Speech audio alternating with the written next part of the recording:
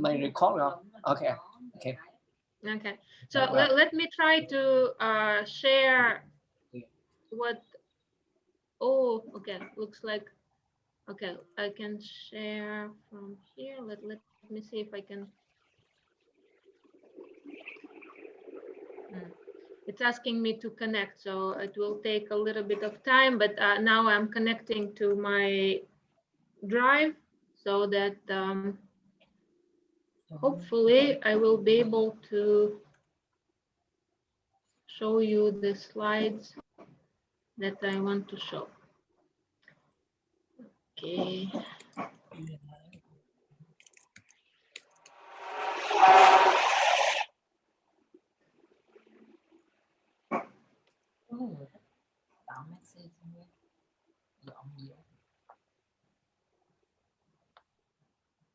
Let me see if this is the one.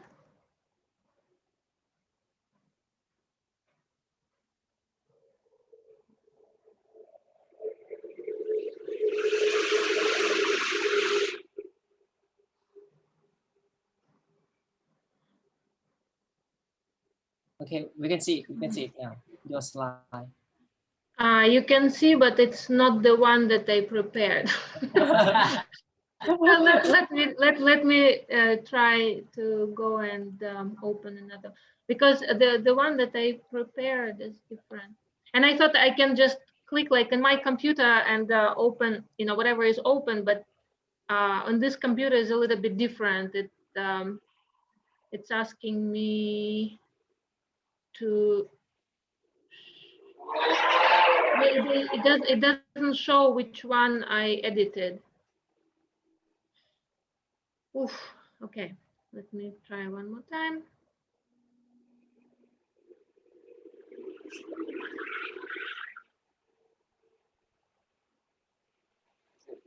It's still different.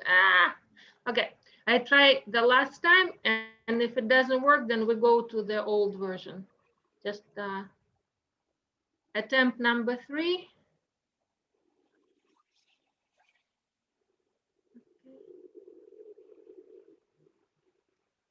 Hello, can anyone hear me?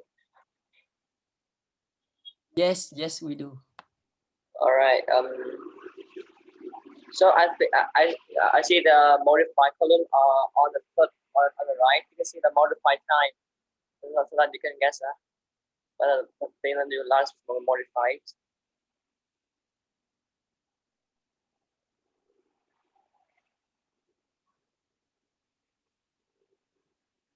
Still old. Okay, never mind. I guess we'll just stay with this one. Let me see why this one is not on full screen. Let me try.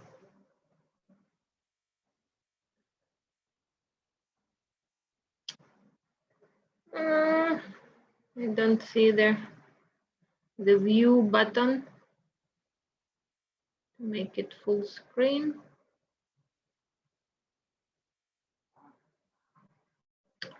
Well, how is the view of the slides? Yeah. How do you guys see it? It's good, it's clear, and in full screen. Yeah, we can see it Yeah. clearly. Okay. Then we'll go with this one since Yeah. you can see everything. Okay.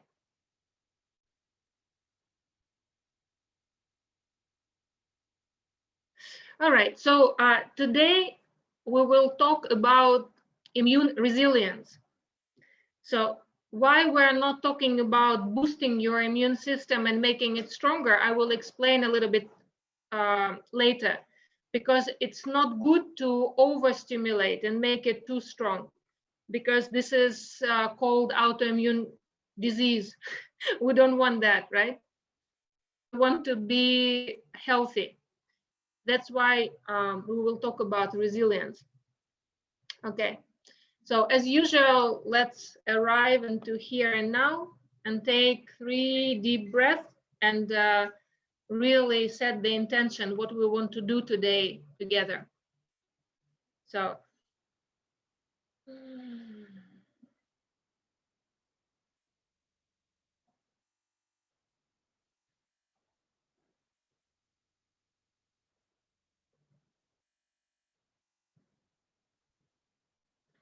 And as usual, I would like to remind you that even though we talk about health, this is not a medical session, this is educational, right? So just a reminder. And so what we're going to talk about today are ideas of different stressors, what kind of stresses attack our immune system and also help to develop its strength. Then we will talk about the different types of immune system that we have in our bodies. And we will talk about some of the confusing information about the current situation, about the COVID. And then we will talk about some strategies, how to increase our immune resilience. So it's not going to be just food, but of course, food will be a part of it, right? So we will talk about the lifestyle as well. And as usual, their concept will be based on how to remove that is too much, how to give ourselves what we don't have enough, and how to move, recreate the flow. So this doesn't change. It doesn't matter what we're talking about. Okay, so now let's talk about the different types of stress that our immune system has to dedicate their resources. So every time some of the stresses go up, we have less resources to address other problems. So for example, if you spend a lot of times in front of computer with your telephone, with some digital devices, then you have less energy, less resources to deal with bacteria, with virus, with heavy metals and everything else, because you have just so much, and everything takes some little parts away. So you need to keep in mind that emotional stress, biological stress, chemical stress, like all these stressors need resources so that you can deal with them. Because the idea is that if you have this much stress, you don't know if you're healthy or not, because you don't know if your resource is here or here. If you have more resources than stress, then everything is okay. You don't have pain, you don't have disease, you don't have problems. But even if your stress is here, but your resources is here, you have problem. So idea is to get this stress down and your strength, your resilience up, right?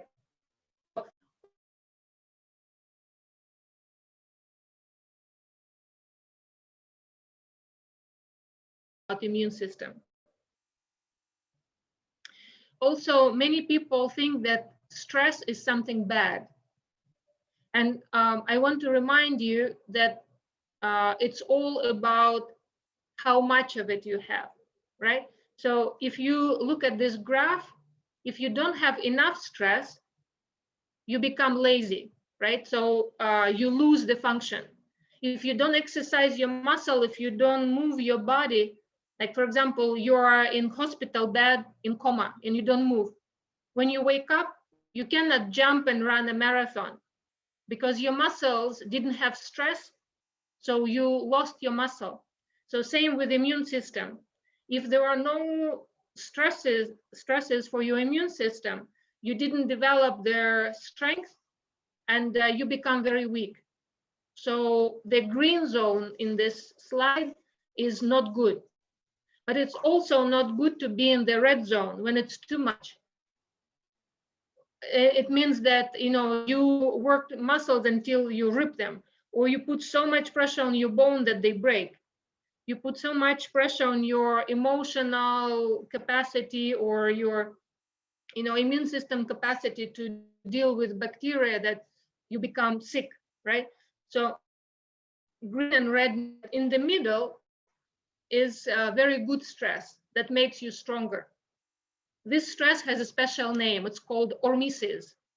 This is one of the reasons why fasting is so helpful. This is the reason going to the gym and exercises is so helpful. This is why it's good to be exposed to virus, bacteria, and a lot of other stresses from time to time.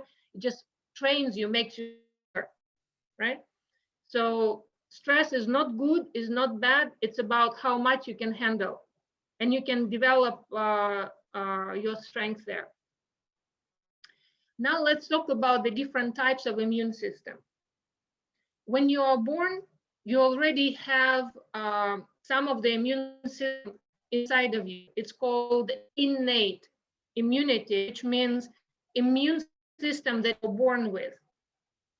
And then during your lifetime, you will develop more and more and more different immune defenses that are called acquired immunity. So for example, when you go through the birth canal of your mother, you get some of their immune system developed. When your mother gives you milk, she gives you some of their immune cells from her body. And then, as you grow, you acquire more and more.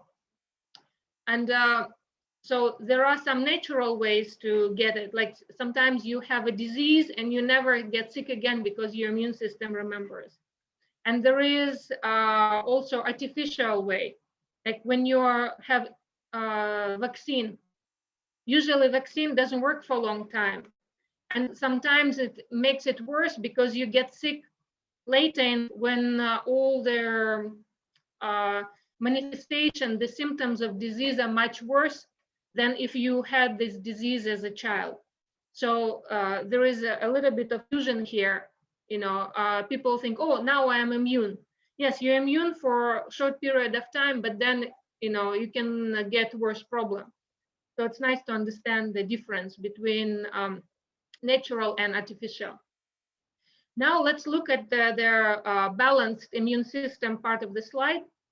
You see in the middle, their balanced immune system in green, right? So when it's too active, it's not good. You can have allergies, you can have autoimmune diseases. And when it's underactive, it's also not good because you are not protected from bacteria, virus, and you can develop some disease. So today we will learn how to keep it in good balance. What can you do to support, but do not overactivate it and do not suppress it.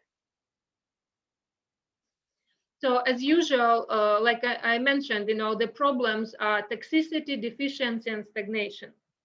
So when you have inflammation in the gut, it's like a domino effect. This inflammation leads to leakage of toxins and the bacteria inside of your blood, and create other leaky problems like leaky lungs, leaky skin, leaky brain, and the toxicity in the body goes up. So to reduce toxicity, you get their exposure down and you repair your gut. Their second deficiency is also easy to address. If you eat real food, you have some herbal supplements, and you upgrade yourself to superfood. It's what you guys did. You mentioned earlier that now you have your own fermentation going on in the house. It's how you address the deficiencies, right? So you create superfood to eat. And again, the stagnation. If you don't have bowel movements every day, if you don't sweat every day, if you are sedentary, don't move your body, even a little bit every day, and many times during the day, you create problems. So the solutions will be the opposite of that. It's very easy to understand when you understand where the problems come from. So to summarize all the problems and solutions, just steps. You get your stresses down and your resilience up. Let's see how you can do it in practical terms, right? So some people think that they're very protected when they are wearing masks. And, this slide is very old now. I try to put more information, but I will send you their updates in their group. But the idea here is that masks make it worse, not better. Because when you wear a mask, you cannot exhale carbon dioxide, and it goes back into your body. And the higher concentration of that gets the acidity up. So you have acidosis. And when your blood is too acidic, your immune function goes down. So when you wear a mask, you have less oxygen and more carbon dioxide, which makes you more vulnerable to disease and to infection.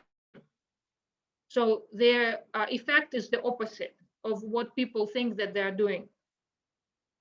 But of course, if you are sick and you go around and you don't sneeze on people because you have mask, that is a good thing because you spread less problem. But it's even better if you just stay home, and people who do not have symptoms are not contagious. There were studies, and I will also invite you to go to my page, the Detox and Superfood with Olga Vita. I have the pinned post with a lot of comments. So every comment is a link to some of the studies.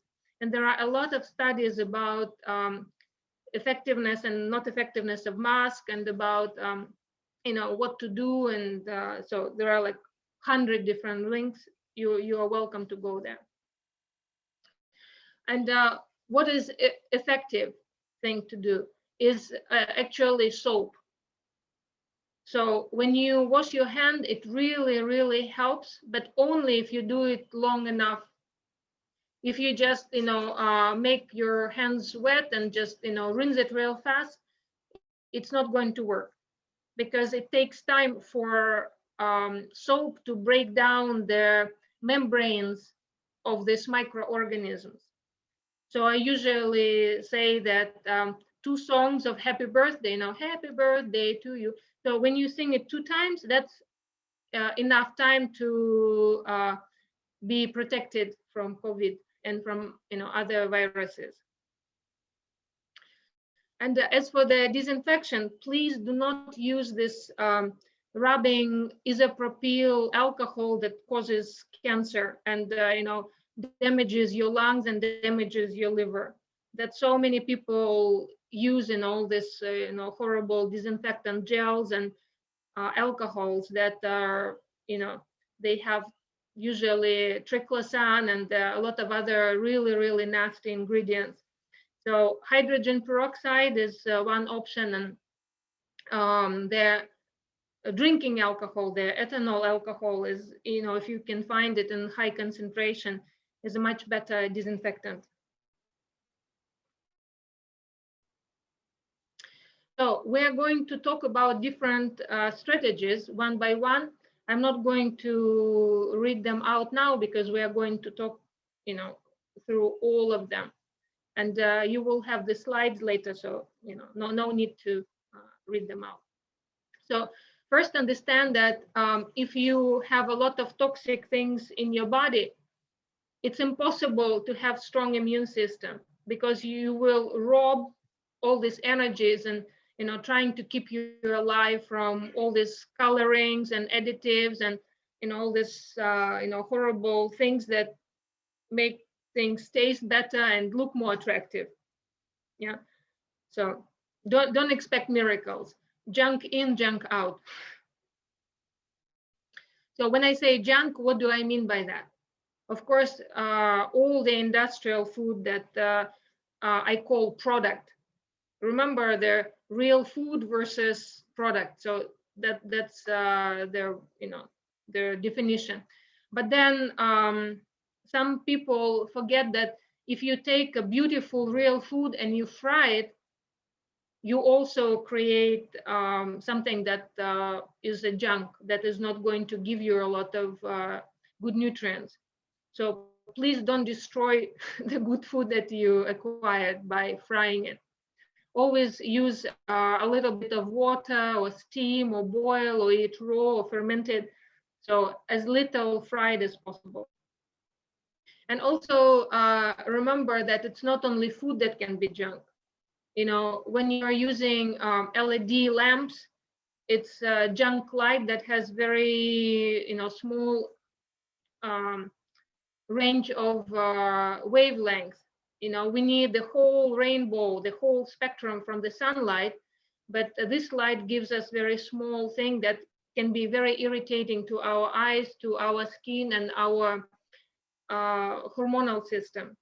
So try to change your lighting to the old incandescent light when you can, or put some yellow cloth on top of their LED light so that you're not exposed to the junk light. And also, be aware of the junk information from social media, from TV, and everything else. And same goes for their personal relationship. So just be aware of who you surround yourself with. But you're already in good company because you have a great group of friends going on there, right? Okay. So just a reminder that detox is not just about your body. It's also where your body lives, the house, and all other aspects of your life. And the same goes for the nutrition. It's not just your body, but everything else. But let's look at the nutrients which support your immune system. So nutrient-rich food are our familiar by now already superfoods, right? So other than juice, ferment, and sprout, anything that is very colorful and very rich in flavor would be rich in nutrients. And herbs and spices are very concentrated in nutrients in phyto and botanical nutrients. Adaptogens are unique group of immune system supporters. We will talk a little bit more about adaptogens. They're really, really amazing for the immune system support. And some of the mushrooms are also adaptogens. So, just be aware that there are a lot of medicinal mushrooms out there. Some of them are culinary, and you can use them in making salads and soups and a lot of other dishes. And there are some are medicinal that you can have in tea or extract in alcohol and stuff like that. And you're already familiar with a lot of biotics, right? The probiotics. And I'm not sure if you heard about the spore biotics, right? So spore biotic is also a type of beneficial synergistic microorganisms that come usually from the soil.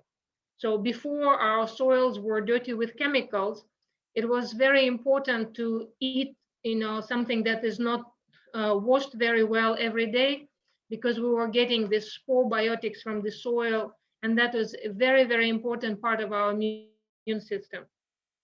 And so it would be nice to get back there and touch the soil with our hands, with our feet, and don't wash some of the produce very well that grew in organic, kind of a healthy dirt.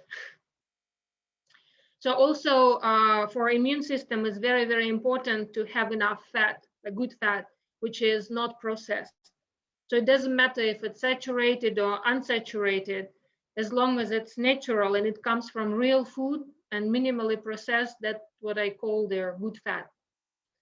And I put the bee product separately because it's really, really amazing support for our immune system. So honey that was not thermally treated, propolis, bee pollen, and royal jelly. I usually prefer to get it frozen and keep it in the freezer. But, different people can find different forms of see what's available. So I'm not going to talk too much about superfood because we already covered that, and hopefully we will talk more in the future about it. So I want to pay some more attention to the group of adaptogens. So what makes adaptogen an adaptogen? It's a substance, usually a plant, but not only. that can help you to get your system in balance. So there are some adaptogens that, for example, you have high blood pressure, you drink this tea, it goes down. You have low blood pressure, you drink the same tea, it goes up. It's like a miracle. How does this herb know where to go? Because there is a synergy between your body and this herb, and it doesn't push you to go one way or the other. It just supports you to get back in balance. So these kind of herbs are called immune amphoretics, right? So it's a group of these magical adaptogens that you can use for the immune support. And there are other adaptogens that are more boosting, more stimulating. So you use them usually more if your immune system is down and it needs some boost, some support. Okay, so how can you use these adaptogens? I usually make their long, slow boiling teas in ceramic pot. So usually it's bigger pieces of bark or root or the twigs or whatever form, or sometimes it's harder berries, and they just simmer for very, very long time, and gets all this nutrition and medicinal properties into the water. So same goes for the broth. If you add this adaptogen into your bone broth or vegetable broth, whatever you make, then you will have all the medicine for you to drink with. Or if adaptogens come as powders, then you can add them to your smoothie. You can create some paste, some dips, whatever you are creating, you just incorporate the powders. You also can extract medicine into honey, into vinegar like strong kombucha, or into alcohol, right? So there are different ways to extract medicine from the plants. Also, there are special condiments like the Gamasio salt, for example. It's a mixture of salt and seeds, and you can use some of their adaptogens there as well. So here are my own home recipes that they will be available for you. I will put them in our Google Drive folder so that you will have some ideas of how to prepare their superfoods and adaptogens for your immune system support. Okay, so I'm not going to talk about all the different herbs that are famous for their immune supportive functions and benefits, but I want to give you the list. Again, all these herbs will be available as a PDF. I will post them, and or you can see the slide also that will be uploaded. And the one that I put in bold are my personal favorites, but all of them are famous. So see what is available and incorporate it in your supplement regime in your diet. Speaking of supplements, this is the whole slide. Again, I highlighted some of the supplements that I like especially, and something that worked for me and my clients in the past. But again, all of them are known to help. And same goes for their essential oils. Pretty much all essential oils have some antibacterial and some even antiviral effects. And they also are known to support the immune system. So you can just choose which aroma you like the best and enjoy it and enjoy the benefits. And I don't know if you heard about their Thieves blend. It's kind of a legendary blend that is told as a kind of a story. I don't think that anybody knows if the story is true or not, but it's a beautiful story that during an epidemic there was a gang of thieves who were immune to their plague.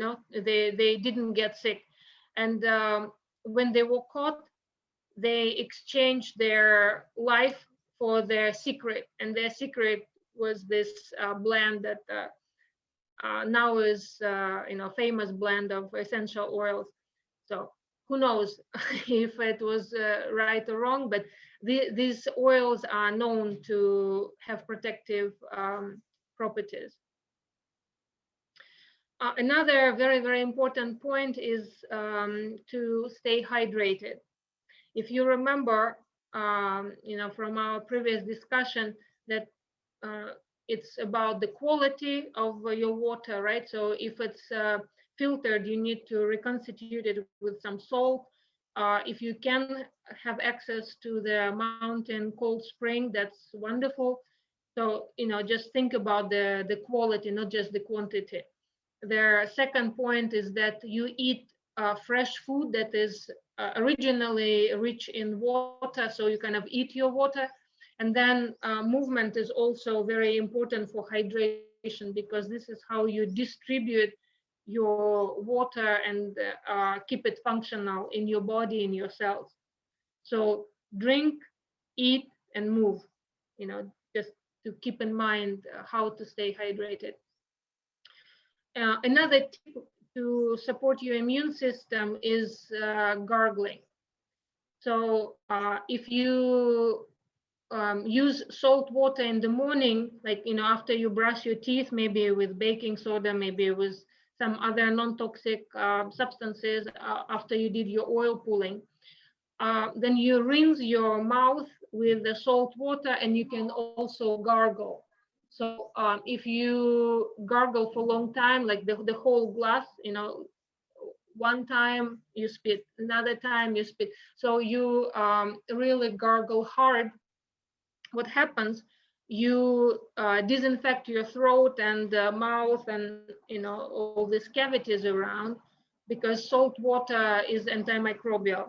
And you also activate your vagus nerve. That is very, very important for the immune system. So it's kind of 2-in-1, right? So that is a very small thing to do, it just takes a minute or two, but has very, very great benefits. And if you do everything right, but you go to bed late and wake up early, guess what? Nothing is going to work. Your immune system will be very weak. So it's very important to have good quality sleep and enough of it. So by good quality, I mean that no screens right before and after, no LED lights that very strong and activate your brain and don't allow melatonin to develop. So it's all about prep, then sleep well, and then wake up without alarm. So don't forget about the quality sleep. And of course, our usual friends, the earth, the sun, the air, nature, trees. So they really, really help us. So this is very important to be grounded and expose yourself to the sun, because if you don't have the sun exposure until you're a little bit pink, and everybody is pink after a different exposure. If you're Northern European, maybe you're pink after 5 minutes. But if you're a Black African, maybe you need a couple of hours. So it's not the same for everybody. And you need to understand who you are and how your skin reacts to the sun, and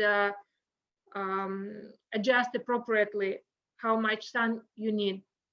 And the fresh air, oxygen, preferably around greens, and going with no shoes, or at least touching the tree, is very important for the energy circulation of your immune system. And let's say last but not least, your emotional health is very important component of your immune system. If you are very stressed, if you are depressed or anxious, you're using up a lot of resources that otherwise can make you resilient. So please be aware of the connection and being grateful, right? And this is the summary. So what are the resilience tips that I suggest you use? First, you lower down all the stressors. So when I say no junk, I mean all the junk in your life, from technological to emotional to food, everything. Then, of course, real food and supplement, good hydration, fasting, which trains your stress response, your hormesis, and sun, the movement, the sleep, the grounding, the salt water gargle, and being grateful for what you have already.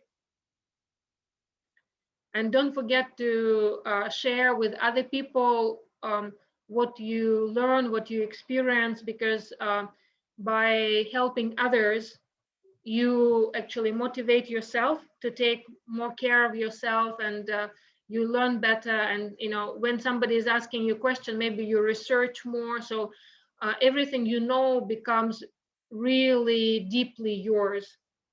So by giving others, you're actually helping yourself as well. And I just think it's very pleasant. I have a lot of pleasure by helping other people, so I hope that you do too. Okay, this is all that I wanted to talk to you about. And now I will stop sharing the slides, and I will ask for your feedback. What you think about it? What are the thoughts that came to your mind when you were listening? And also any questions, any comments?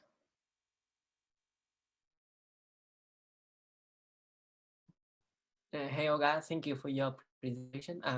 So at first I expect that you're gonna explain how the immune system work, but it didn't in the slide. So maybe I,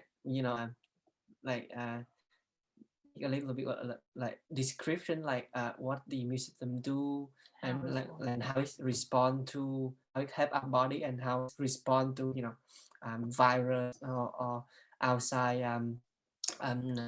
organism. So yeah, so maybe a little bit of explanation and mechanism of the immune system. Okay, so immune system has a lot of components. Let me go back to the slides with the immune system so we can look at it. Okay, let me see if I can share right away the. No, it still is asking me to go to the Google Drive. You know what, forget about it. Let's go back. It will take me too much time to, go my drive again. So I will just explain like this, that when the virus comes to us, it usually goes through several different defense stages. So first, if our mucous membrane is wet and it has clear wet mucus, it's caught there and cannot go anywhere. And inside the mucus, we have some substances that help us to neutralize it. We catch it and neutralize it, and nothing happens. If you are dehydrated and inflamed, and your mucous membrane has holes, then this leaky wall allows the virus to go inside. So we inhale it and it goes into the lungs, or we swallow it, it goes down into our digestive tract. So if it goes into the digestive tract, we have other mechanisms to, catch and kill. You need to have very strong acid in your stomach. So if bacteria or virus comes in the stomach, and the stomach has hydrochloric acid with a very low pH, it will just cook it. It's like, yum, yum, yum, nice protein. I will just, destroy it and use it for my purposes. If you had some medicine that lower the acidity, some people have heartburn and they take antacids, right? Like they destroy their protection. So these people are very vulnerable, because now all these organisms can go further down and get inside of them, right? But don't worry, we have some more protection mechanisms, because we have the good bacteria inside of us that don't want the invaders to eat their food. So they also want to kill them and neutralize them. So it's not good to have very clean gut with nothing inside, because then nothing protects you, right? And all their invaders that came through the mucous membrane, came through their stomach acid, then they will multiply and go like crazy, and you can become sick. So it's very good to have a lot of bacteria that create one more layer of immune system protection. Okay, let's imagine that you drank milk full of antibiotic, or you take antibiotic because doctor gave to you, or you ate meat with antibiotic, or did something like that. So what happened? You kill your protection. So you didn't catch it here, you didn't catch it here, you didn't catch it here. What happened? Now it's in your blood. But in your blood, you also have one more layer of protection. You have white blood cells, leukocytes, you have, phagocytes, you have macrophages, and, other blood cells that also are a part of your immune system, and they protect you. But now they have to work very hard, because, they have something that they didn't expect. They expected all other layers to work. So now it's much more difficult for them. But okay, they can still do it if you are hydrated, if you have good fat, you have, all the things that we were talking about. But if you don't, guess what? You get sick. And to understand how it works, you need to understand that you have skin that is, has protection.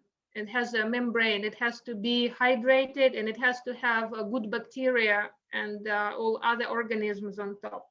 You have kind of internal skin, which is your mucous membrane, that also has to have, good hydration and the layer of protective microorganisms. Many people are afraid of Candida, but Candida, when it lives inside the mucus, it's just hanging there, doesn't really touch your body, it's just hanging in the mucus. It's very protective. It's only when you eat sugar and a lot of processed milk and a lot of things that make Candida grow like crazy, it puts the roots into your mucous membrane, it grows into your tissue and then becomes very aggressive and destructive. So sorry, can you type the name Candida in the chat box? Like... Yeah, Candida albicans. Let me see where the chat is. Okay. Candida. Okay. So that is a type of yeast that many people are afraid of. But Candida is not good, is not bad. It can be good when you are healthy, your mucous membrane is healthy. And it can be bad if you eat a lot of junk and you overstimulate it, so it becomes overgrown in your body. Then it becomes bad, right? So with a lot of other things. When you eat junk, when you don't sleep, when you are dehydrated, then all the bad things go up, and all your good guys, like all these layers that I was talking about, become weaker. Okay, so going back to their immune system,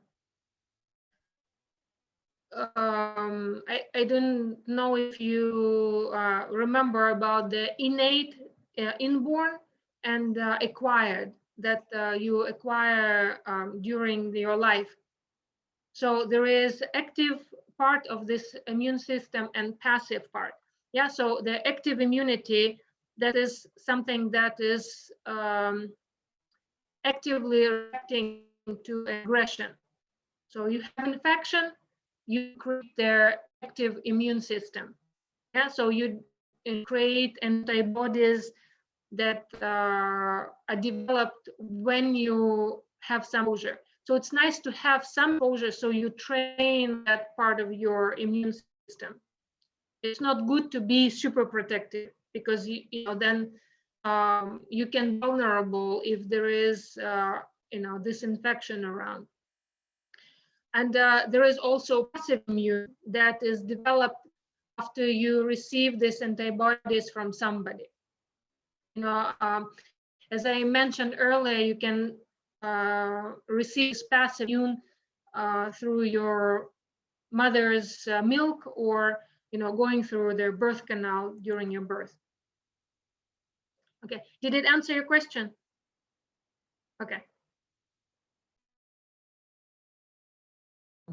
So is a following up the follow-up question from that is how about vaccine? Like, is it safe to vaccinate ourselves?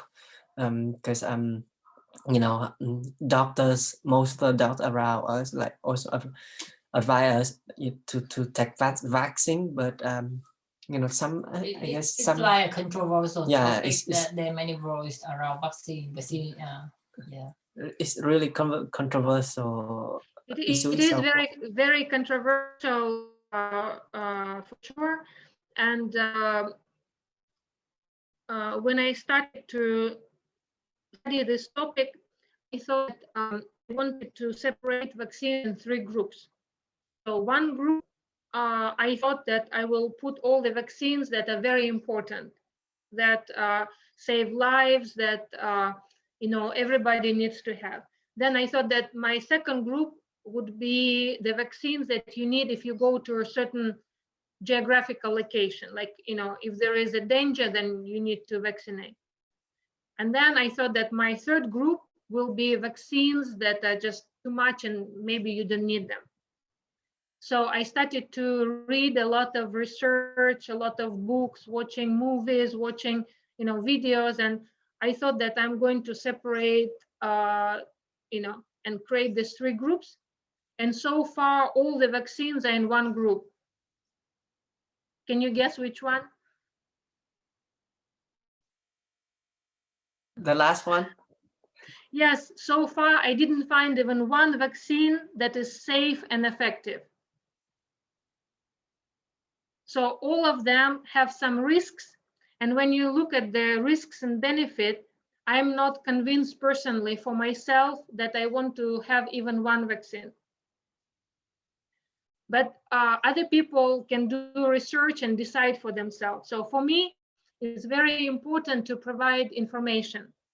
So if this question is important for you, maybe we can have a special presentation and discussion, and I will share with you resources on both sides of the argument, and then you can decide for yourself, because this is something that I believe is a part of our freedom of self-care. And the only thing I really dislike is mandatory. Mandatory yes or mandatory no. I think that we should have this decision as a person for ourselves and decide on the risks and benefits, right? So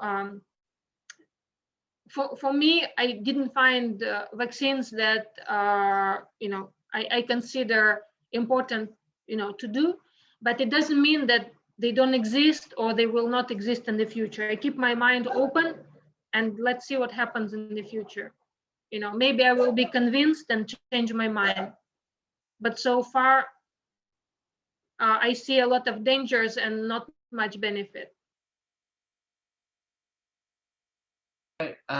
So like because we most of us get vaccinated when we were a child. So I'm wondering like if it's have damage to our gene or to our body or to the next generation. Like, when everybody get vaccinated, for example, for the COVID vaccine. So if everyone in the world get vaccinated, so how does it affect our body? How does it affect the next generation?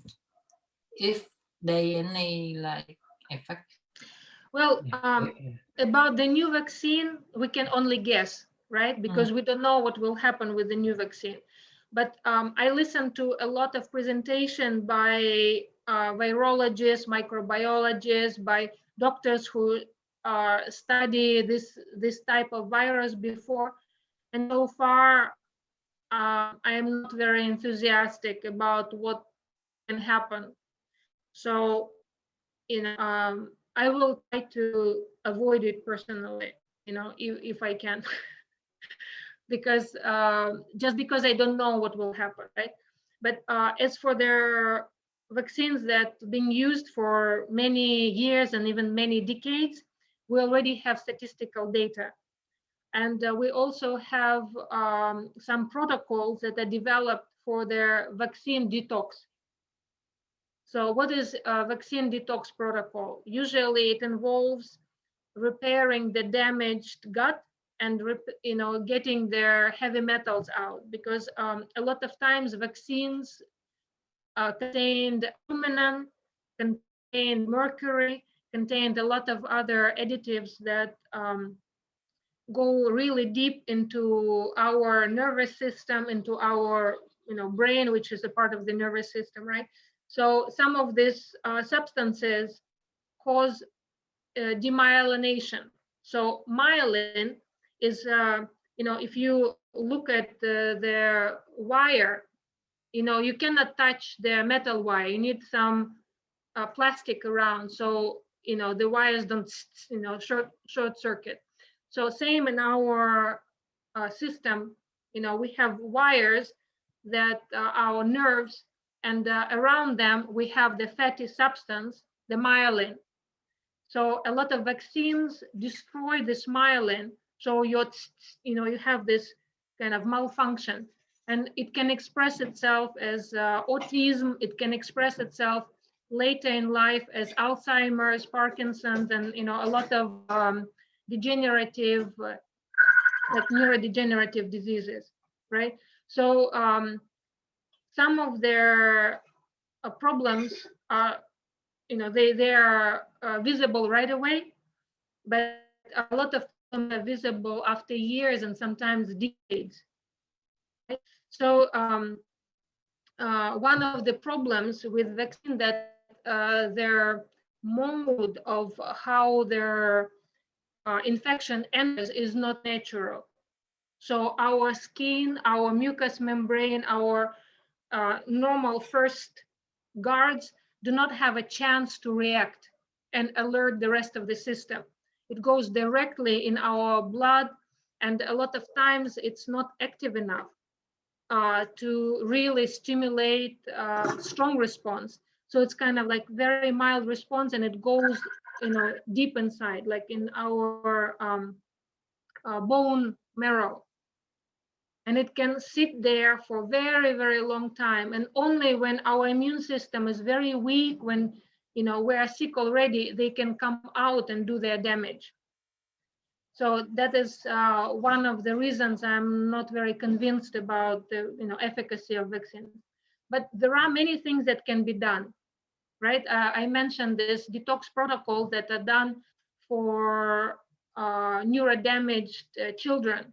There is a big society that is dedicated to helping parents and children with autism, for example. They have incredible results.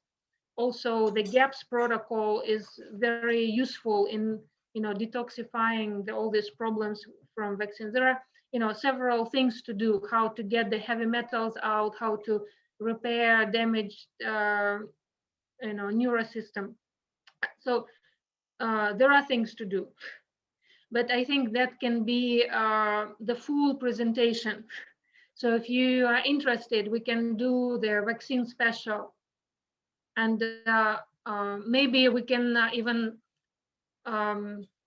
do kind of a homework. I can post some of the videos to watch so that you come prepared, and you may also do some of your own research, and we can exchange information.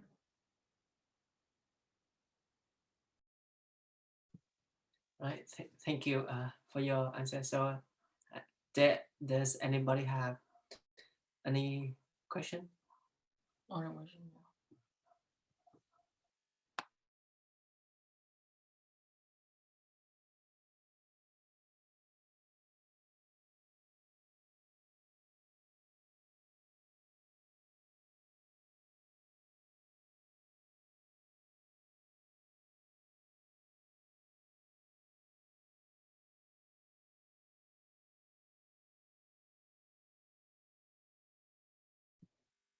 So if nobody have question, can I ask one more?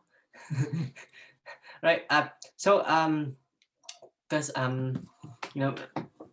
you said that antibiotic is destroying our gut. So then what do we do, like when we get a fever? Because a lot of doctors advise to take antibiotic. Then For example, like when we got dengue fever or a cold, then what should we do? Is it serious fever? So Should we try to keep the fever low? we cannot. You kind of answered your own question, because it's all about how serious it is, right? And also there are different types of antibiotic. There are antibiotics that are natural, that are very complex. They have a lot of molecules and big complex that keeps evolving. Like antibiotic from garlic, antibiotic from echinacea is not the same antibiotic as what your doctor gives. It's just one molecule. So there is one molecule versus thousands of molecules, so it's not the same. So one antibiotic is like, nuclear bomb that just burns everything and destroys everything that the doctor prescribes, right? This is the antibiotic that can be dangerous. Why? Because if something survives, usually it's something that is very, very aggressive and very pathogenic. And then on the field of nothing, it doesn't have any competition for space and for food. And this thing that survived, this super bug, can multiply like crazy. So this is how we create their antibiotic resistant organisms that become superbugs, and then antibiotics are not effective against it, and a lot more people die, right? So this is one type of antibiotic. Another type of antibiotic is natural, is comes from herbs, it comes from foods, and they are very selective. They don't kill everything. So you still have your good bacteria that still live inside of you. They just kill the pathogens that cause problems. And as for the fever, you are right in suggesting that there is a good fever and bad fever. So what is good fever? Because fever is actually something that is a healing, is not a problem. It just doesn't feel nice, but it's exactly what your body needs to burn the pathogens, to burn the bacteria, virus, and everything else. So without high temperature, you do not have high enzyme activity, you don't have the high immune components activity. you need the high temperature to activate all of them. And you also burn, like literally burn the pathogens with the high temperature, because your own cells are more resistant than most of these pathogens to the temperature.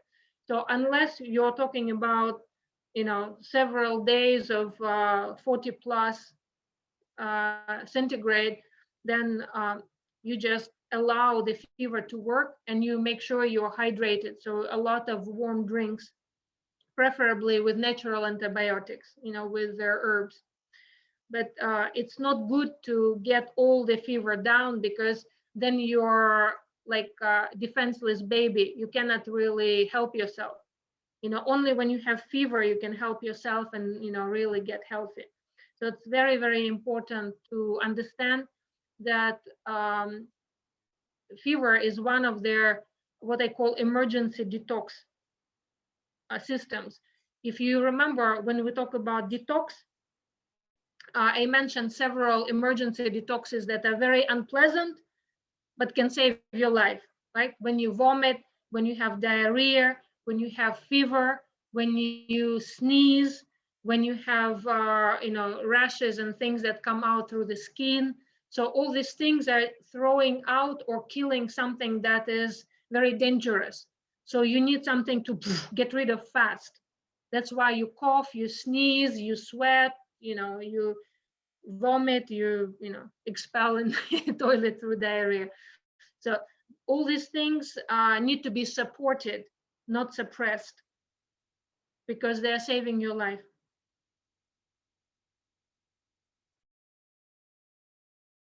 So we support by by eat clean food and using herbs and hydrate, right?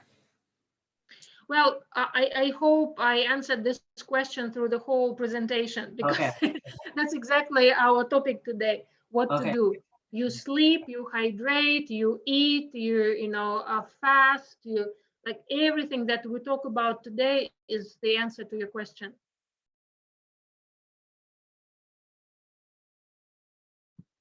I have no more. Okay, so please find volunteers for the next week, because we will need to research immune system and how to support it. I hope that whoever will host the next Sunday will look into adaptogens, will look into superfoods, will look into different herbs. Maybe you can do some research and try out for yourself how you support your immune system, and then you can tell me about the results and what interesting facts you found. So before by the volunteer, because we want to say to you that because next week on Saturday we have to the next Saturday we have we organize a small local gathering here. So probably on Sunday we will not available. I mean next Sunday on 27th. So we can actually do it next year. We can declare their holiday.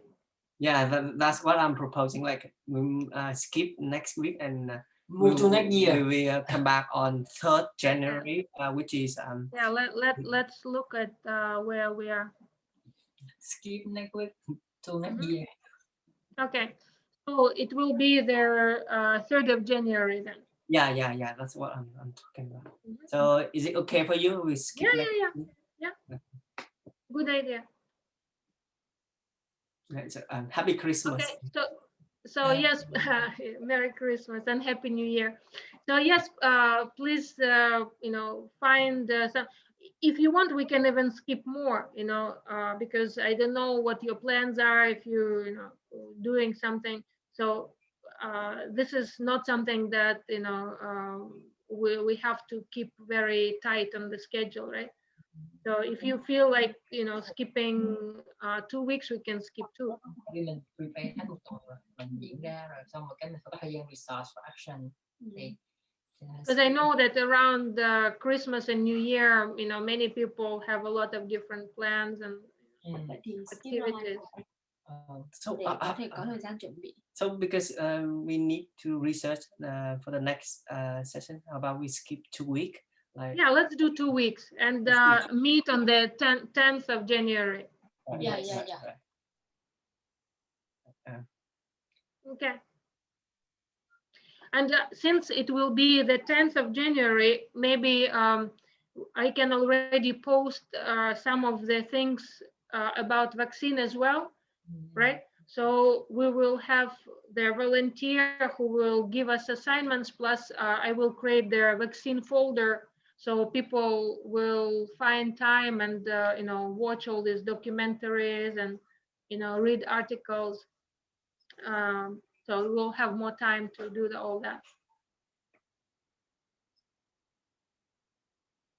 Okay, wonderful. Then I will let you discuss among yourselves who is going to do that, and just keep me posted, and I will put this presentation in the folder. Please put the recording there as well, so that we'll keep our tradition going of exchanging resources.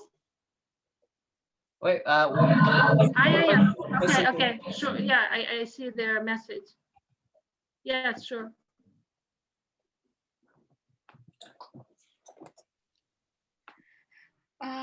I want to share my own experience with cold medicine because Vũ just mentioned it. Several years ago, I decided that I will stop.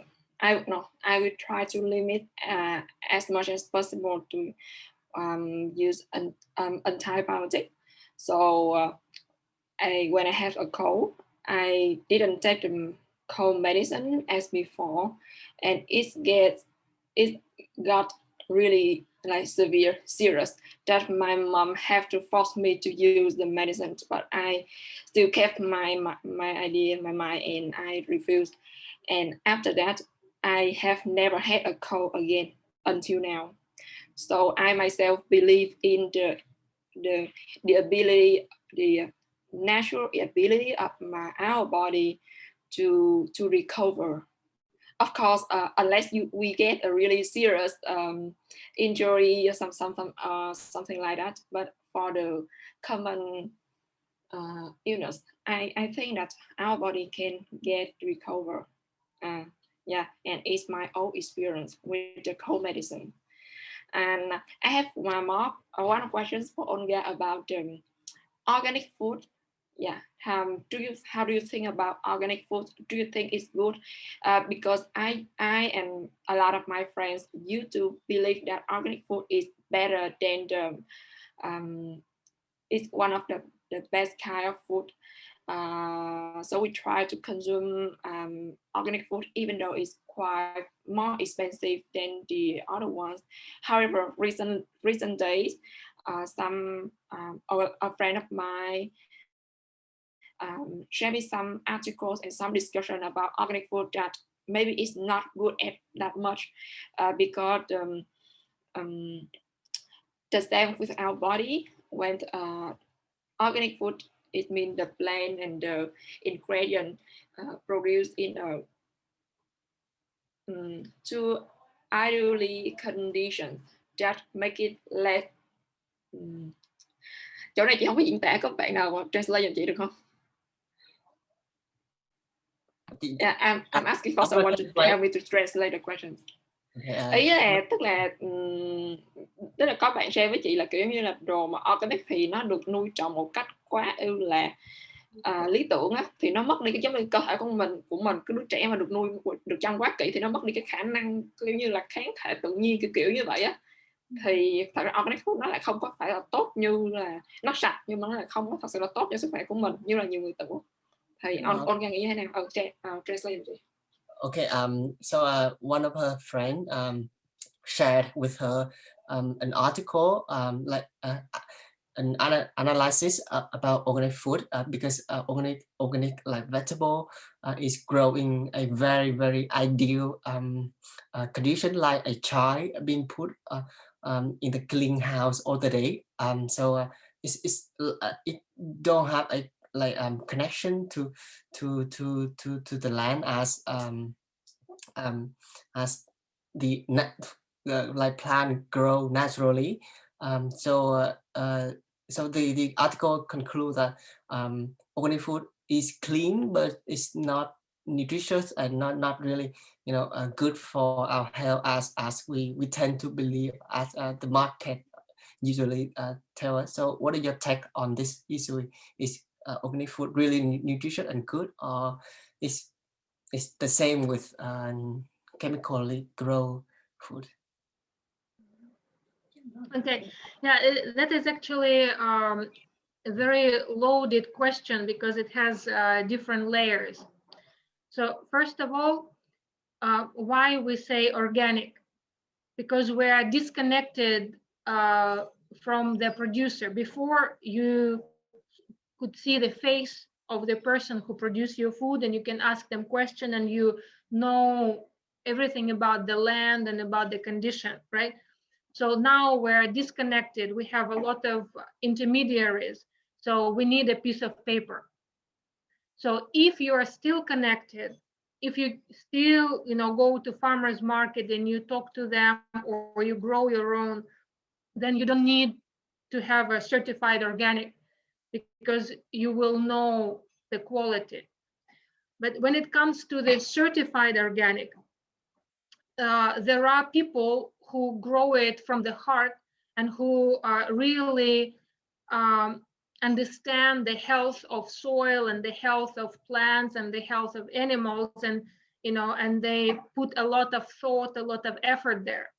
And there are other people, usually bigger companies, but not necessarily, that just meet minimum requirement that can already give them their paper, they're certified. So there is an excellent book about their past and the future of food called The Third Plate. And in this book, their famous chef who has a farm near New York, and there is a restaurant right on the farm, right? The Blue Hill. They compared the carrot that they grew, that is organic, in their farm, and they compared to carrot that was very big, and they use it for soups, usually from Mexico, that is also certified organic. So when they measured how much natural sugar this carrot has, so one was the champion of the world and the other was not detectable. And the taste of one carrot was just, wow, exploded in your mouth, and you had all this carrotness. I was like, the amazing carrot. And the other was like, nah, it's a carrot. So organic and organic. So one was commercial organic and the other was, heart organic. Big range, right? So you need to understand that. And so nutritionally, they are very different, and the taste is very different, and how much they give it to your immune system. So the effect on your health is very different. But at least both didn't have chemicals that are prohibited in the organic. So both were much better than conventional. So that's one point. Another point, that when you mentioned the greenhouses, a lot of people confuse hydroponic and organic. Hydroponic cannot be organic because hydroponic. Try that word, hydroponic. Can you tie that word? When you give the water solution instead of the real soil. Okay. So hydroponic has much more nitrates and has much more dangerous chemical than the conventional produce. So it looks beautiful, but it's empty and it has a lot of chemicals. So hydroponic and organic are very different. But sometimes people put hydroponic organic and it's like oxymoron, like fat-free butter, or dry water. It's impossible. If you want organic, it has to grow in the soil and have healthy microorganisms, real roots growing in the real environment. and do not have the prohibited chemicals. That is the minimum of organic. And then you can improve there. So, and how much you improve, it depends. And like you need to really understand where you get it from and how much thought is put into the health of plant, the health of soil, and the whole ecosystem around it. So there are some articles and research showing that organic is not much better nutritionally, but usually it's this commercial organic first, and second, these studies are usually debunked. When other people looked at the same data and research, they said, no, organic actually is proven to have less dangerous chemical and more nutrition. So these studies usually are ordered by conventional food producers to confuse people and say, organic is just expensive, don't buy it, it's no benefit. And some people get afraid and say, okay, and they stop buying organic. But there is agenda under. So if you have patience and you dig deeper, then you will understand that it's not true. So common sense usually tells you that it should be more nutritious. And then if you look at their meta-analysis of many studies, then you will see, yes, actually it is more nutritious. So your gut feeling, your intuition, is right, that organic is worth extra money. But of course, it's much better to get it cheaper and grow yourself, or help some people who don't spend money on the piece of paper, but they really put their sweat and their heart into soil and produce something beautiful. So a piece of paper is not important.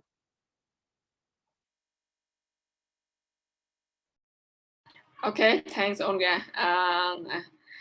I think it is really good for them because Vietnam is an agricultural country. Is it right? Agriculture country. So I think that we are lucky that we can have the organic without the certified paper, right, you guys? Yeah. Okay. Thanks again. Thanks again. Okay.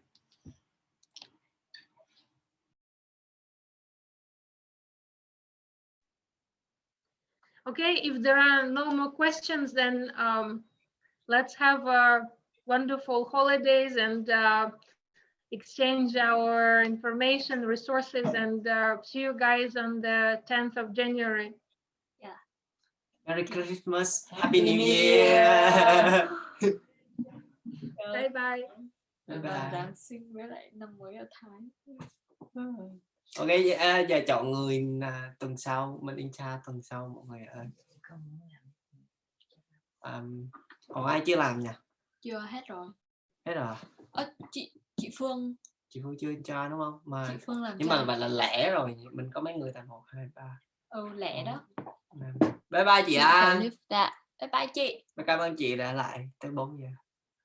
Giờ 4 giờ hả? Nãy chị bảo đang lại chị đi lúc 3:30. Nhưng mà Rồi vậy thì hỏi xem chị Phương ơi, chị Quy Linh không nghe nè, nghe. Thì đang kiểu chọn người á, để ví dụ lần học tới kiểu mọi người Incha kiểu facilitate rồi cho mọi người discuss này thôi.